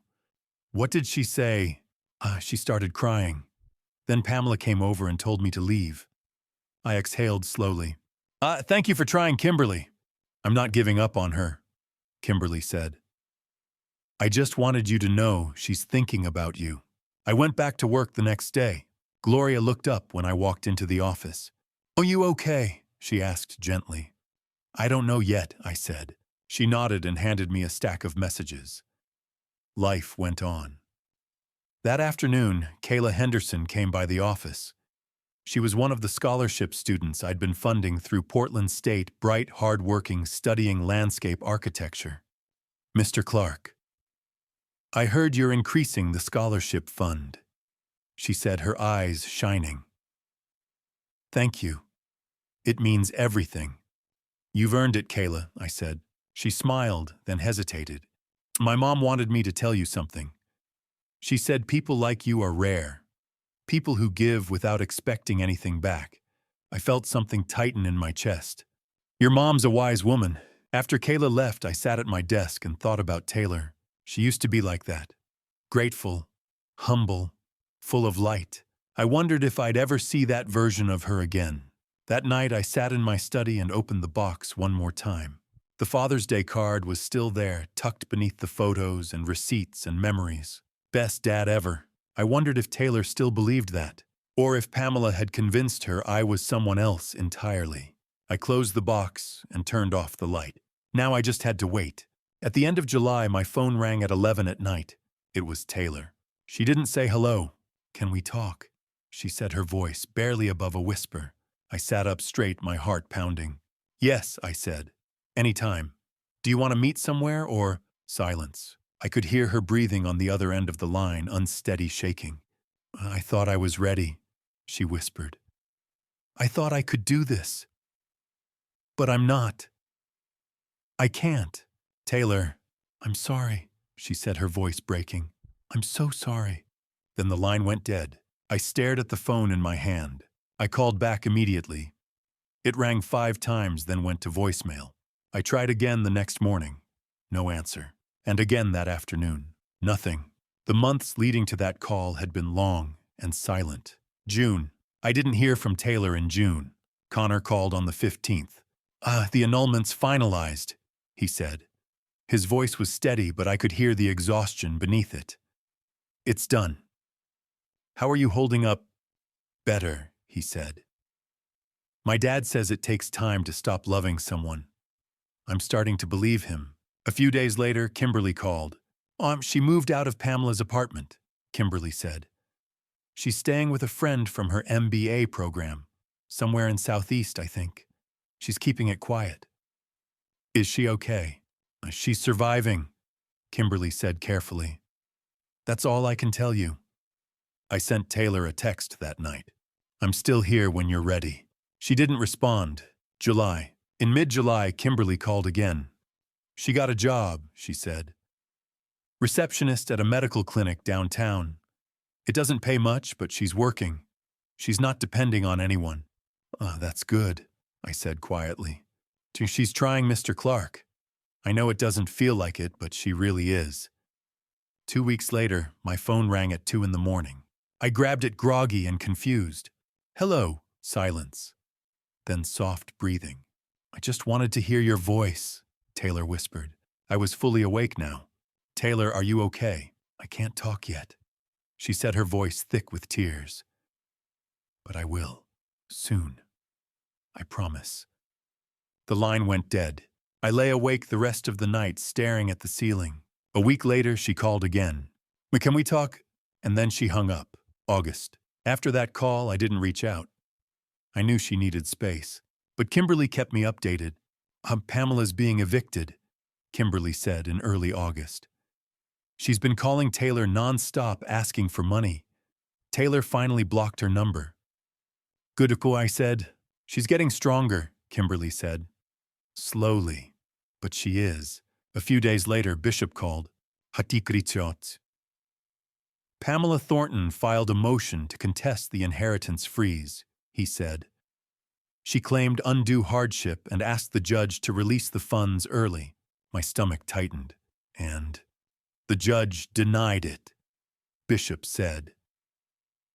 But here's the interesting part. Taylor sent me a letter. She's requesting that if she's not emotionally prepared to accept the inheritance by January, the entire amount be donated to a scholarship fund in Thomas Westfield's name. I leaned back in my chair, stunned. She doesn't want the money. She wants to make sure she wants it for the right reasons, Bishop said. That's growth, Mr. Clark. September. In mid-September, Kimberly called with an update. She's seeing a therapist, she said. Twice a week. She told me it's the hardest thing she's ever done. That takes real courage, I said. She talks about you a lot, Kimberly said quietly. She says she doesn't know how to face you, that she's afraid you'll never forgive her. I stared out the window at the trees in my backyard. Tell her she doesn't have to face me, I said. She just has to be honest with herself. Kimberly was quiet for a moment. I'll tell her. October. On a Sunday morning in early October, my phone rang. This time I recognized the number. Hello? Hi, Dad. My throat tightened. Hi, sweetheart. I said, my voice thick. There was a long pause. I could hear her breathing shaky and uncertain. I am sorry, she said, and then she was crying deep, wrenching sobs. I'm so sorry for everything. I know, I said gently. I don't know how to explain what happened, she said through tears. I don't know how I let her convince me how I became that person. I said softly. You don't have to explain it all right now. She took a shaky breath. Can I see you? She asked. Not right away. But soon I need to finish something first. Then we can really talk. Is that okay? That's okay, I said. I'll be here. After we hung up, I walked out to the backyard. The maple tree I'd planted when Taylor graduated high school stood tall and strong, its branches reaching toward the autumn sky. It had grown so much healthy, steady-rooted deep. I thought about roots, how deep they go, how they hold everything together even when the surface looks broken. Maybe that's what we were doing, replanting the roots. November arrived cold and quiet. Bishop called on the 5th. The 6-month freeze ends in January, he said. I'll need Taylor's decision on the inheritance by then. I'll ask her, I said. The truth was, I still hadn't seen her. We'd talked twice more after that October call, short conversations, careful and tentative like we were learning each other's language again. And then 2 weeks into November, my phone buzzed with a text. Can you meet me at your office Saturday at 10? I want to show you something. I stared at the message for a long moment. Then I typed back, I'll be there. November was quiet, but the morning I arrived at Harold Bishop's office, the sun was out. Taylor was already there, sitting at the same conference table where everything had fallen apart 6 months earlier. She looked different, thinner, older. Lines around her eyes I didn't remember, but her eyes were clear. She stood when I walked in. Hi, Dad, she said quietly. Hi, sweetheart, I said. There was an awkward moment, neither of us sure whether to hug or shake hands, or just stand there. Bishop stepped in smoothly. Please sit, he said, gesturing to the chairs. Ms. Clark requested that I facilitate this meeting. We sat across from each other, the table between us. Taylor folded her hands, took a breath. I wanted you here when I decide about the money, she said. You don't owe me an explanation, I said. Yes, I do, she said, her voice firm. Taylor looked down at her hands. I spent the last 6 months in therapy, she said. Twice a week, trying to understand how I became the person who could do what I did. She looked up at me. I said, Pamela told me you were controlling, that you used money to make me dependent on you, that you made me feel like I owed you something. I didn't say anything, and I believed her. Taylor said, her voice breaking. Because it was easier than admitting the truth, which was that I was ungrateful, she whispered. You gave me 24 years. You paid for college, for my MBA, for my apartment, my car, my insurance. You showed up to every graduation, every milestone. And I didn't even invite you to my wedding. Tears slid down her face. I don't know how to fix that, she said. I don't know how to make up for what I did. You don't need to fix it, I said quietly. You just need to learn from it. She nodded, wiping her eyes. I did learn, she said, about who I was and who I don't want to be anymore. Who do you want to be? She looked at me, her eyes red but steady. Someone worthy of a second chance. Bishop cleared his throat gently. Ms. Clark, the probate freeze ends in January. What have you decided about the inheritance? Taylor took a breath. I want to donate it. I blinked. Taylor, that's $300,000. I know, she said, but I shouldn't keep it. She turned to me. Thomas Westfield was my biological father, but he didn't raise me. You did. If he wanted to give me something, he should have given me the chance to know him. But he only left money. She shook her head. I don't want money I didn't earn. Not anymore. I don't want to be someone who takes without giving back. She looked at Bishop, then back at me. I want to create a scholarship fund, she said. For kids in foster care. Kids who need someone to believe in them when no one else does. Her voice was steady now. I'm calling it the Second Chance Fund. I couldn't speak. Dad, she said softly. Will you help me run it? I nodded, my throat tight. Yes, I managed. I'd be honored. Bishop reached into his briefcase and pulled out a cream-colored envelope. Before we finalize anything, he said, there's one more thing. He slid the envelope across the table to Taylor. Her name was written on it in careful, shaky handwriting. This is from Thomas, Bishop said. He asked me to give it to you when you made your decision. Taylor stared at it for a long moment. Then she opened it. She read silently, her lips moving slightly. Tears slipped down her cheeks. When she finished, she folded the letter carefully and handed it to me. You should read it, she said. I unfolded it. Dear Taylor, I never met you, but I've watched over you from a distance for years. Your mother wouldn't let me be part of your life, and I respected that decision even though it broke my heart. But I need you to know something. I'm proud of you. Not because of anything I did. I had no part in making you who you are. The man who raised you, Raymond Clark, is the father you deserve. I'm just biology. He's love. Use this money to build something good the way he taught you. With all my respect, Thomas, I folded the letter and set it on the table. I thought about the man I'd never met. Thomas Westfield gave Taylor life. I gave her 24 years. He gave money. I gave memories. And in the end, Taylor chose what mattered most. Not biology. Not money. Love. We left the office together. Portland in November was cold. The air sharp and clean. Taylor stopped on the sidewalk and turned to me. Can I buy you coffee? She asked. I looked at her. Really looked. And for a moment I saw the little girl who used to hold my hand when we crossed the street. I'd like that, I said. We walked 2 blocks to a small cafe near the waterfront. For the first time in 6 months we talked. Not about Pamela. Not about money. About the future. About second chances. About family.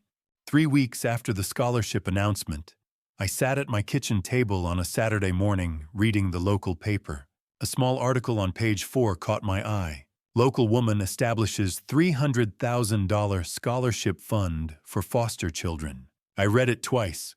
The article mentioned the Second Chance Fund, its mission to support kids aging out of foster care, and the application process launching in January. Taylor's name was at the bottom, listed as founder and director. Mine wasn't there. She'd done that on purpose. I set the paper down and stared out the window at the gray December sky. Part of me had wondered if she'd include my name out of gratitude or obligation or habit. But she hadn't, and I understood why. This was hers. She needed it to be. My phone rang. Dennis. I read it, he said without preamble. You okay? She didn't want my name on it, I said. She wants the scholarship to stand on its own. Now that's maturity, Dennis said. Hard won, but real. Yeah, I said quietly. It is. We talked for a few more minutes, work stuff, a job bid coming up, and then the doorbell rang. I've got to go, I said. I opened the door to find Taylor standing on my front step, holding 2 grocery bags. She was wearing jeans and an old Portland State hoodie I'd bought her years ago. Her hair was pulled back in a ponytail and she looked nervous. Hi, she said. I thought I'd cook dinner. Like we used to. I stepped aside. Come in. She set the bags on the counter and started unpacking chicken breasts, panko breadcrumbs, marinara sauce, mozzarella, fresh garlic, a baguette. Chicken parmesan, I asked. You taught me, remember, she said, glancing over her shoulder. And garlic bread. Your recipe. I remember. She pulled out a cutting board and handed me a knife without asking. I started peeling garlic cloves, and she began pounding the chicken breasts flat with the back of a skillet. We fell into the old rhythm, me chopping, her preparing the breading station, both of us moving around the small kitchen, like we'd done it 100 times before, because we had. The kitchen filled with the smell of butter and garlic as I toasted bread slices in the oven. Taylor hummed softly while she worked a tune I didn't recognize. "Our new song?" I asked. "My therapy playlist," she said, glancing at me with a small smile. "My therapist says music helps with grounding." "Does it?" "Sometimes," she said. She dipped chicken into beaten eggs, then pressed it into panko crumbs. Her hands were steady, but I noticed the slight tension in her shoulders, the way she kept glancing at me like she was waiting for something. "I talked to Connor last week," she said after a moment. I looked up from the garlic. "How's he doing?" "Good," she said. "Really good, actually. He's seeing someone new, a paralegal at his dad's firm. He seems happy." She set down a piece of breaded chicken and turned to me. "He told me you called him after the annulment was finalized." "I wanted to make sure he was okay," I said. "What did you say to him?" I set down the knife. I told him he did the right thing, that walking away from someone you love takes courage, and that I was proud of him. Taylor's eyes filled with tears, but she blinked them back. "You've always been good at that," she said quietly. "Taking care of people who hurt you." I didn't know what to say to that. She went back to the chicken, her hands moving a little faster now. I don't know how you do it," she said. "How you forgive people like that." "Practice," when I said. She smiled, but it didn't quite reach her eyes. An hour later, we sat at the kitchen table with plates of chicken parmesan and garlic bread between us. The marinara was a little too salty. Taylor had forgotten how much I usually added, but neither of us mentioned it. For a while we just ate. Then Taylor set down her fork. "I need to tell you something," she said. I waited. She took a breath. Pamela told me you'd ruin my wedding day," she said. "She said if I invited you, you'd make it all about yourself, that you couldn't stand not being in control." Her voice was steady, but her hands were trembling. "I believed her because she's my mother, and I wanted her to love me so badly that I ignored everything I knew about you." She looked down at her plate. "The morning of the wedding, I wrote your name on an invitation," she said. "I was sitting at the kitchen table and I just wrote it. I was going to send it." I set down my fork. Pamela came in and saw it on the counter." Taylor continued. Her voice was thick now. "She picked it up, read it, and tore it in half, right in front of me. Then she said, 'You have to choose Taylor. Who's really special to you?'" A tear slid down Taylor's cheek. "And I chose wrong," she whispered. I let her throw the pieces in the trash, and I didn't say anything. I chose her, and I've regretted it every single day since. On Taylor, I threw away 24 years like they meant nothing," she said, her voice breaking. "Like you meant nothing." I stood and walked around the table. "Not they meant everything to me," I said. "And they meant everything to you. You just forgot for a while."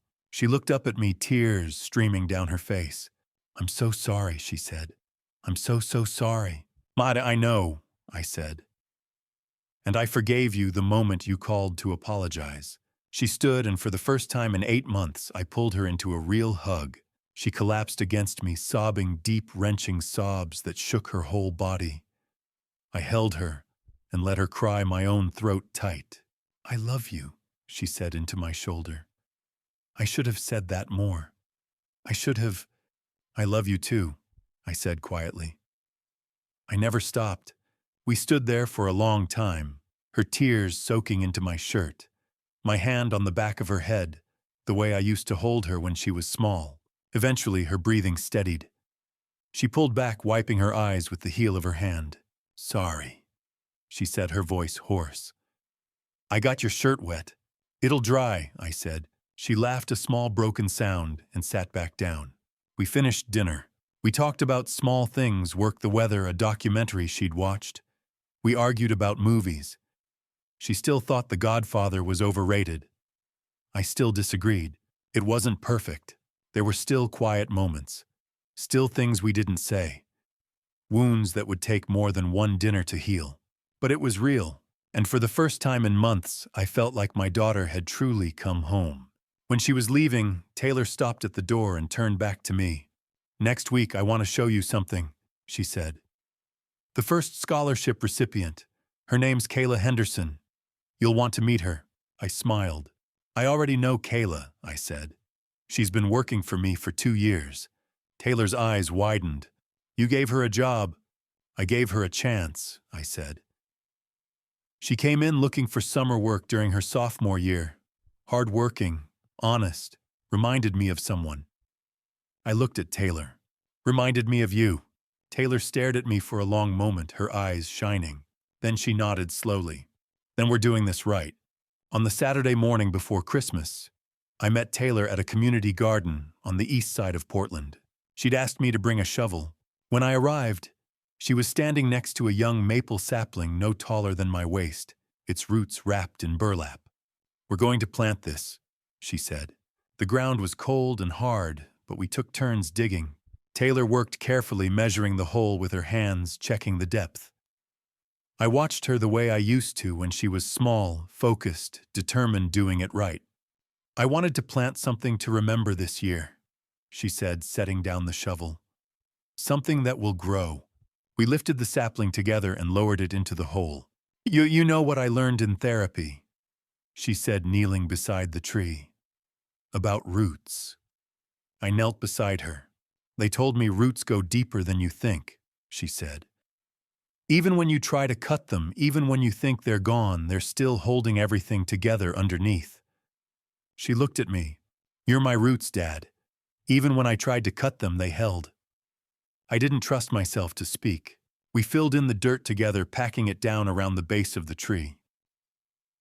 24 years from now," Taylor said quietly, "this tree will be strong. People will sit under it in the summer, and they won't know where it came from or who planted it." She brushed dirt off her hands. "But we will." I nodded. "Yeah," I said. "We will." That afternoon, we held the official launch event for the Second Chance Fund at my office. Gloria had decorated the conference room with simple white lights and a banner Kimberly had made. Dennis stood by the coffee station talking to Bishop. Kayla Henderson sat in the front row, flanked by 3 other scholarship applicants' kids, aging out of foster care, all of them nervous and hopeful. Taylor stood at the front of the room, a folder of notes in her hands. Thank you all for coming," she said. Her voice was steady. "This fund exists because someone taught me that love isn't biology. It's presence." She looked at me. "My father, Raymond Clark, gave me 24 years of presence. When I forgot that when I threw it away, he didn't give up. He waited. And when I was ready, he was still there." Her voice wavered slightly. "But this scholarship is for kids who need someone to be there. Someone to believe in them when no one else does." She turned to Kayla. "Our first recipient is Kayla Henderson. She's a junior at Portland State studying landscape architecture, and she's proof that one chance, one person who believes in you can change everything."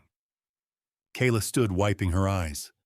"Mr. Clark believed in me when I had nothing," she said. "He gave me a job when I was 19 and didn't know what I was doing, and now I get to pass that forward. I'll use this scholarship to finish my degree, and then I'll do what he did, give someone else a chance." Dennis leaned over and whispered, "You did good, Ray." I nodded, my throat tight. Christmas came 5 days later. My house was full. Gloria brought her famous mac and cheese. Dennis and his wife brought wine. Kimberly brought her 2 kids who ran circles around the living room. Kayla came with her girlfriend, both of them shy and sweet. Bishop stopped by with a tin of cookies from his wife. And Taylor. Taylor was there helping me set the table, laughing at Dennis's terrible jokes, teaching Kimberly's kids how to fold napkins into swans. Halfway through the evening, the doorbell rang. I opened it to find Connor Matthews standing on the porch holding a wrapped gift. "Hey," he said. "I hope it's okay that I stopped by. I won't stay long." "Come in," I said. He handed me the gift, a bottle of whiskey, the good kind. "For you," he said. "Merry Christmas." Taylor saw him from the kitchen and walked over. There was a moment of awkwardness. Then Connor smiled. "You look good, Taylor," he said. "So do you," she said. They hugged, brief, friendly, like old friends. "I'm glad you're doing well," Connor said. You too," Taylor said. "I heard about everything. I'm happy for you." "Thanks," Connor said. He glanced at me. "Take care of each other." "We will," I said. After he left, Taylor came and stood beside me. "That was good," she said quietly. "Him stopping by." "Yeah," I said. "It was." Later that night, after everyone had gone home, Taylor and I sat in the living room. Snow was falling outside the window, soft, silent, blanketing the street. "Do you think Thomas would be proud?" Taylor asked suddenly. I looked at her. "Of what you did with the money?" She nodded. "I think he'd be grateful," I said. "You turned his money into something good, into hope. That's more than most people do." She was quiet for a moment. Then she smiled. "Merry Christmas, Dad." It was the first time she'd called me that, really called me that, since everything fell apart. "Merry Christmas, sweetheart," I said. I looked out at the snow and thought about everything. The betrayal, the pain, the truth, the healing. It wasn't a perfect ending. Pamela was still out there somewhere, probably blaming the world for her problems. Connor had his own life now, and that was as it should be. But we were here, together, and that was enough. Taylor would finish her MBA in the spring. She was working part-time for the scholarship fund, rebuilding her life one day at a time. And I was doing the same. Before she left that night, she hugged me at the door. "Thank you," she whispered, "for not giving up on me." I held her tight. "I'm your father," I said. "That's what fathers do." She pulled back and smiled the same smile I'd seen 1,000 times before when she was 5 years old and learning to tie her shoes when she was 18 and graduating high school. When she was 29 and learning what love really meant. I saw the little girl in that smile, and I knew we were going to be okay. Biology doesn't make a family. Love does. We are living proof. And to you listening to this family story, remember this. I'm Raymond Clark. I'm 62 years old, and I've lived through something I never thought I'd survive the day my daughter told me I wasn't special enough to attend her wedding. The day I realized the person I'd raised for 24 years had chosen a stranger over me. But here's what I learned, and I'm telling you this now, because I wish someone had told me. First lesson: biology doesn't make you a father. Love does. Presence does. Showing up every single day, even when it's hard, even when you're not appreciated, that's what makes you family. God gave me Taylor not through blood, but through choice. And that choice, that commitment, was more real than any DNA test could ever prove. Second lesson: forgiveness isn't weakness, it's strength. When Taylor came back, when she finally understood what Pamela had done, I could have held on to my anger. I could have made her beg. That's what dad revenge looks like in the movies, cold, calculated, making them suffer the way you suffered. But God teaches us differently. Real revenge isn't about punishing someone who hurt you. It's about becoming so whole, so healed, that their betrayal can't break you anymore. My dad revenge was forgiveness, and it set us both free. Third lesson: don't wait for people to realize your worth to know you have it. I spent months wondering if I mattered, if 24 years meant anything. And the truth is, they did, whether Taylor remembered or not. God sees every sacrifice, every midnight drive, every college tuition payment, every moment you chose love over pride. Your worth isn't determined by whether people acknowledge it. It's determined by whether you lived it with integrity. Now let me tell you what I'd say to my younger self, and to you if you're facing something similar. Don't be like I was. Don't tie your entire identity to being needed. I built my life around Taylor, and when she rejected me, I thought I'd lost everything. But you are more than one relationship. You are more than one family story. Don't let manipulation win by becoming bitter. Pamela tried to make me the villain. She almost succeeded, not because I was controlling, but because I could have become bitter enough to prove her right. Don't give toxic people that power. Don't give up on people, but don't lose yourself waiting for them either. I waited for Taylor. I gave her space. But I also kept living, kept working, kept serving others, kept planting seeds that would grow whether she came back or not. That's the balance. Here's my personal belief, and I say this as someone who's lived it. A family story isn't about perfection. It's about persistence. It's not about never being hurt. It's about choosing to heal. And sometimes the greatest dad revenge is simply refusing to let someone else's betrayal turn you into someone you're not. Taylor and I are rebuilding. We planted a tree together last week, a maple sapling that will outlive both of us.